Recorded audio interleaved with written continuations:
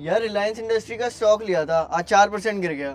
Nifty के fall का भी बड़ा रीजन बना ही है। पर हुआ क्या, कोई बड़ा रीजन? सरप्राइजिंगली कोई सिंगल नेगेटिव अनाउंसमेंट नहीं था।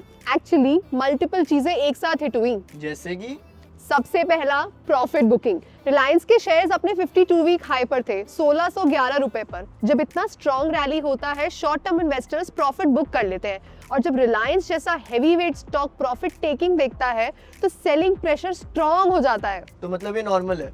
हाँ बिल्कुल, शॉर्ट टर्म में प्रेशर आता है पर लॉन्ग टर्म व्यू पे डायरेक्ट नेगेटिव साइन नहीं है। एक सेकेंड, बट मैंने तो सुना था ऑयल का कुछ सीन चल रहा था। हाँ, और वो ही था सबसे बड़ा ट्रिगर। ब्लूमबर्ग की एक मीडिया रिपोर्ट आई थी कि रशियन क्रूड ऑयल के टैंकर्स जामनगर रिफाइनरी आ रहे हैं, पर रिलायंस ने डिनाई कर दिया। कंपनी ने बोला पिछले 3 हफ्तों से कोई रशियन क्रूड रिसीव नहीं हुआ और जनवरी में भी एक्सपेक्टेड नहीं है। अब ये बात जानने की है कि रशियन क्रूड ने पहले रिलायंस के रॉ मटेरियल कॉस्ट कम करने और रिफाइनिंग मार्जिन्स इंप्रूव करने में हेल्प करी थी, और जब रिलायंस ने रिपोर्ट्स को भी डिनाई कर दिया तो मार्केट को कंसर्न है कि इनपुट कॉस्ट बढ़ सकते हैं और शॉर्ट टर्म में मार्जिन्स प्रेशर पे आ सकते हैं, चाहे ये इम्पैक्ट टेम्पररी हो या मैनेजेबल हो। रॉयटर्स की रिपोर्ट के अकॉर्डिंग अब इंडियन रिफाइनर्स को रशियन और यूएस ऑयल इंपोर्ट्स का वीकली डेटा रिपोर्ट शो करना होगा। इंडिया और यूएस के ट्रेड डिस्कशंस के बारे में तो जानता ही है, और ये मूव इसी से लिंक्ड है। ये टाइप के changes future crude sourcing strategies को लेकर अनसर्टेनिटी बढ़ा सकते हैं, जिसको मार्केट अभी समझने और असेस करने की कोशिश कर रही है। Oh, this was the main reason. बाकी ग्लोबल फैक्टर्स का तो कोई रोल नहीं था।